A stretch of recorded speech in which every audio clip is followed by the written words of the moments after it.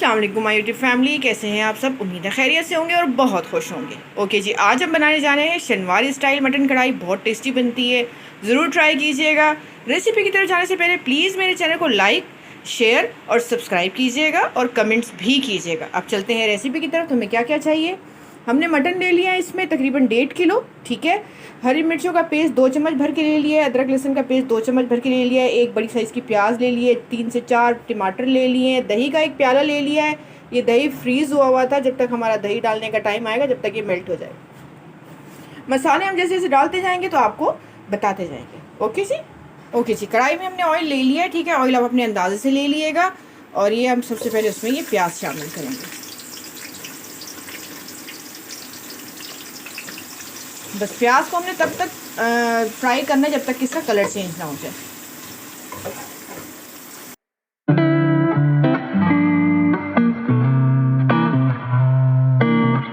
Okay जी, हमारी प्याज का कलर जो है वो चेंज हो चुका है। अब इस पॉइंट पर हम इसमें अपना मटन शामिल करेंगे और इसको हमने तब तक फ्राई करना है जब तक इसका कलर चेंज ना हो, ठीक है जी।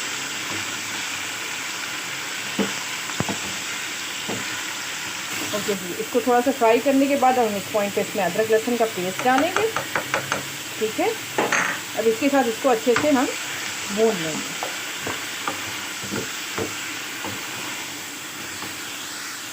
ये देखिए कि हमने गोश्त को बहुत अच्छे से फ्राई कर दिया है, इसका कलर बिल्कुल चेंज हो चुका है, ठीक है। अब इस पॉइंट पे हम इसमें डालेंगे नमक, तकरीबन 1 चम्मच, ठीक है। 1 चम्मच नमक डालेंगे, फिर आगे चल के हमें जितना ज़रूरत होगा हम और शामिल कर देंगे। दूसरे फिलहाल हम 1 चम्मच डालेंगे, ठीक है। अब इसको मिक्स करेंगे और साथ ही इसमें डाल देंगे हम पानी, 1 गिलास के करीब, ठीक है। 1 गिलास के करीब हमने इसमें पानी डाला और इसको अच्छे से मिक्स करेंगे, ठीक है। ये इसको मिक्स करने के बाद अब जो हमारे टमाटर हैं वो हम इसमें उल्टे करके रख देंगे। मसाले हम इसमें बाद में डालेंगे, ठीक है।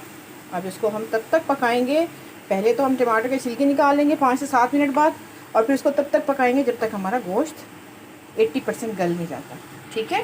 मिलते हैं आपसे फिर 5 से 7 मिनट के बाद। 5 से 7 मिनट हो चुके हैं, ठीक है। अब हम अपनी टमाटरों की स्किन सब निकाल देंगे और फिर इसको हम पकने के लिए छोड़ देंगे तब तक जब तक हमारा गोश्त नहीं गल जाता, ठीक है।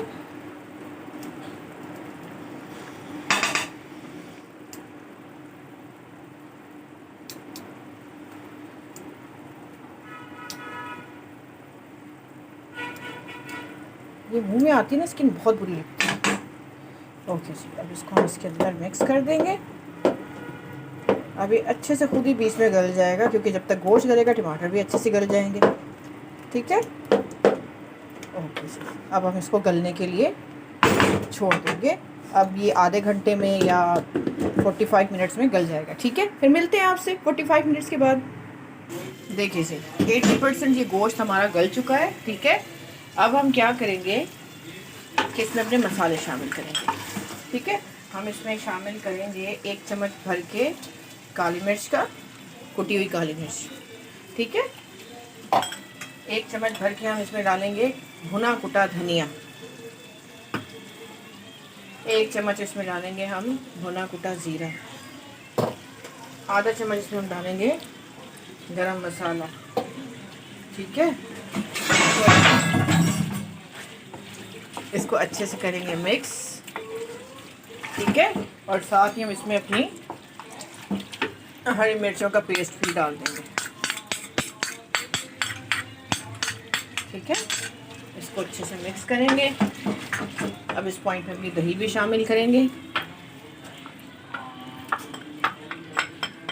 ओके जी, ये दही शामिल कर लेंगे और इसको फिर अच्छी तरह से मिक्स करके थोड़ी देर और पकाएंगे, बस इतना, जब तक कि हमारा गोश्त 100% गल नहीं जाता, ठीक है जी। मिलते हैं आपको गोश्त गलने के बाद। ओके जी, देखिए तकरीबन 15 मिनट हमने इसको और पकाया है, ठीक है। अब हमारा गोश्त जो है वो फुल गल चुका है, ठीक है। अब हम क्या करेंगे, इसको अच्छी तरह से हम भूनेंगे, ठीक है। यहीं इसी पॉइंट पे अपना नमक मसाले भी टेस्ट कर लेंगे, अगर कुछ कम लगा तो हम इसमें शामिल कर देंगे, ठीक है। और साथ ही हम इसमें थोड़ी सी हरी मिर्चें काट के शामिल कर देंगे लंबाई में। 3-4 हरी मिर्चें देके उसको हम लंबाई में कट करके इसमें डाल देंगे। ओके जी,